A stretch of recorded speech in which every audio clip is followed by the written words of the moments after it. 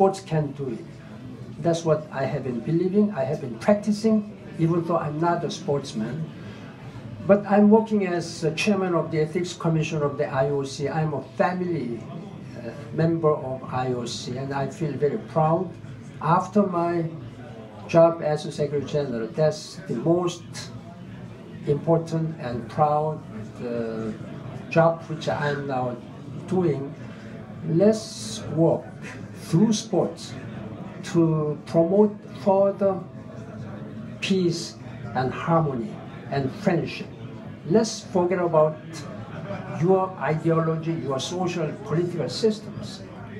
This is the venue where all the people of the world can really enjoy harmony and friendship and strengthen our friendship for the world peace and sustainable development.